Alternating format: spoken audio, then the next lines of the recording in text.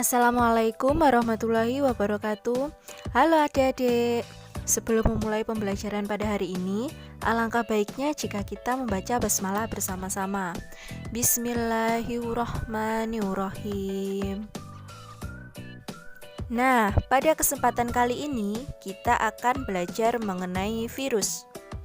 Di situ saya menulis virus edisi ke-1. Pasti kalian akan bertanya-tanya, jika ada edisi ke-1, nantinya juga akan ada edisi-edisi selanjutnya. Ya, kalian benar. Nanti ketika bab virus edisi ke-1 ini sudah selesai, saya akan melanjutkan ke bab virus edisi kedua. Lalu, apa saja yang akan dipelajari pada bab virus edisi ke-1? Nah, sebelum kita masuk ke pembelajaran, alangkah baiknya kalau kita berkenalan dulu. Ada pepatah bilang, tak kenal maka tak sayang. Maka dari itu, perkenalkanlah, nama saya Iva Nurlaila. Berhubung kita pembelajarannya online, jadi tidak bisa bertemu langsung, kalian hanya bisa melihat foto saya.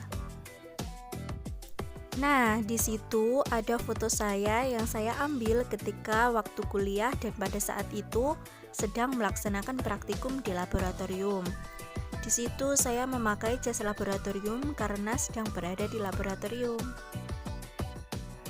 Saya mahasiswa IAIN Tulungagung semester 7 atau biasanya disebut dengan semester tua, yang saat ini sedang melaksanakan PPL atau biasa juga disebut dengan magang di MAN Kota Blitar menggantikan Pak Nanang Zainal Arifin pada mata pelajaran biologi kelas 10 MIPA 1 untuk 6 kali pertemuan. Jadi untuk pertemuan hari ini dan pertemuan-pertemuan selanjutnya sebanyak 6 kali pertemuan. Nah, saya mahasiswa jurusan Tadris Biologi.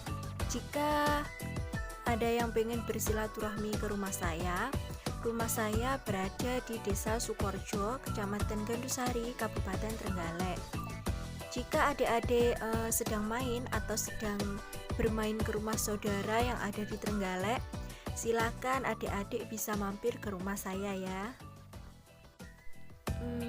Dan jika adik-adik ingin mengenal saya lebih dekat, adik-adik bisa membuka atau memfollow IG saya, Instagram saya.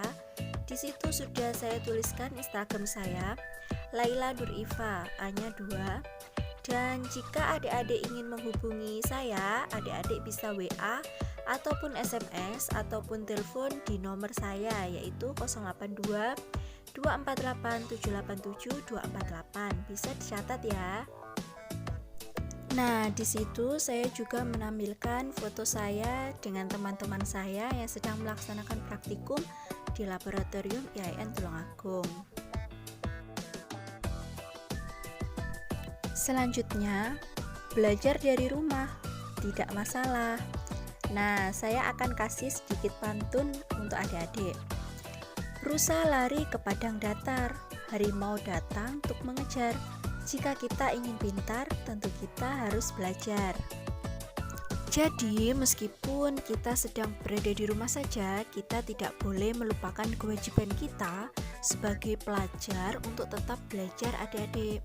Dan jangan lupa untuk tetap menjaga kesehatan di tengah pandemi COVID-19 ini. Lalu, apakah penting mempelajari ilmu biologi di masa pandemi COVID-19? Jawabannya yaitu sangat penting. Seperti yang kita tahu pada saat ini, di seluruh negara sedang dilanda COVID-19. Nah, ilmu biologi sendiri ini merupakan ilmu yang mempelajari tentang makhluk hidup dan lingkungannya. Ilmu biologi ini sudah mengalami kemajuan dan berkembang dengan pesat. Kemajuan zaman dan teknologi semakin membuka berbagai macam pengetahuan yang baru. Akibatnya, banyak cabang-cabang biologi yang bermunculan. Salah satu cabang dari ilmu biologi yaitu virologi. Nah, apa yang dimaksud dengan virologi? Nanti kita akan bahas di slide berikutnya. Nah, sebelum kita masuk ke pembelajaran berikutnya, perlu adik-adik ketahui bahwa tujuan pembelajaran hari ini yaitu peserta didik dapat menjelaskan secara penemuan virus dengan tepat. Nah, di slide berikutnya ini kita akan membahas mengenai virologi. Tadi kan kita sudah membahas sedikit mengenai virologi. Jadi sebenarnya apa sih virologi itu? Virologi yaitu cabang ilmu biologi yang membahas tentang virus. Nah, pada hari ini di bab virus edisi ke-1 kita akan belajar mengenai sejarah penemuan virus. Nah, kalau kita bicara soal sejarah, ini pasti ada ilmuwan-ilmuwan yang terlibat dalam penemuan virus. Nah, jadi di sini ada 4 orang ilmuwan yang sangat berjasa dalam sejarah penemuan virus, yaitu ada Adolf Meyer, Dmitri Ivanovsky, Martinus Webering, dan Wendell M. Stanley. Langsung saja, yang pertama yaitu ada Adolf Meyer pada tahun 1883 yang berasal dari Jerman. Beliau adalah ahli kimia pertanian Jerman. Beliau juga penemu bercak-bercak pada tanaman daun tembakau, dan beliau juga penemu organisme-organisme yang lebih kecil dari bakteri yang menginfeksi daun tanaman tembakau atau yang biasa disebut dengan virus. Jadi Adolf Meyer ini adalah penemu virus pertama kali yang ada di tanaman tembakau. Nah, jadi di situ disajikan gambar ilustrasi percobaan Adolf Meyer pada penelitian virus. Nah, pada gambar itu Adolf Meyer menemukan tembakau yang bagian daunnya itu ada bintik-bintik kuningnya. Ternyata daun tembakau itu sedang sakit.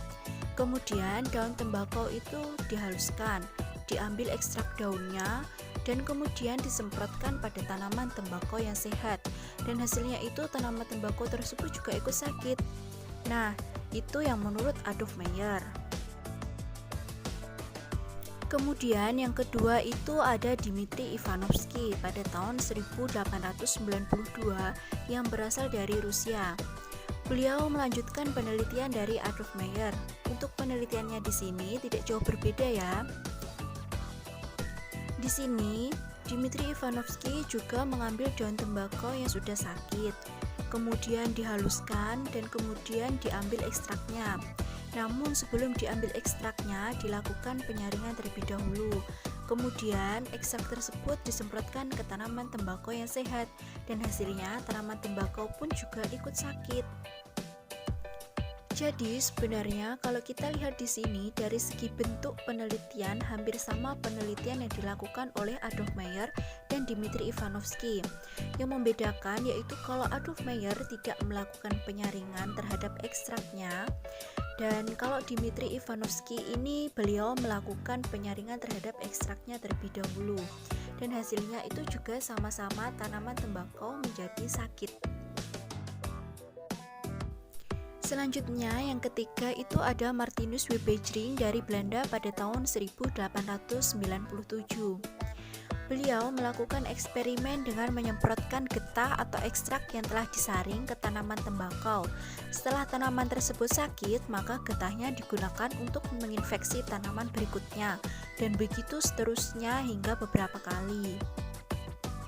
Beliau juga menyimpulkan bahwa patogen mosaik tembakau itu bukan bakteri, namun sejenis cairan hidup pembawa penyakit. Nah, di situ kan ada kata kunci cairan hidup. Yang namanya hidup pasti dia bisa melakukan proses reproduksi. Jadi kesimpulan yang dapat ditarik di sini yaitu organisme penyerang tembakau itu dia memiliki sifat yang dapat bereproduksi pada jenis tanaman yang ditumpanginya atau inangnya. Namun tidak dapat dikembangbiakkan pada medium pertumbuhan bakteri dan tidak akan mati oleh alkohol. Nah, kemudian yang terakhir ini ada hasil penelitian dari Wendell M. Stanley, di mana beliau di sini berhasil mengkristalkan partikel mikroskopis yang menyerang tanaman tembakau yang kemudian diberi nama Tobacco Mosaic Virus atau TMV.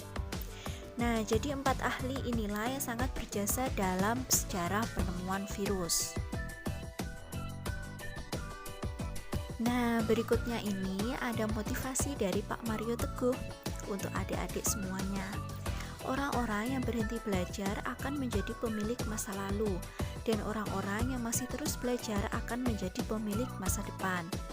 Untuk mengakhiri pembelajaran pada bab virus edisi ke-1 ini, marilah kita membaca hamdalah bersama-sama.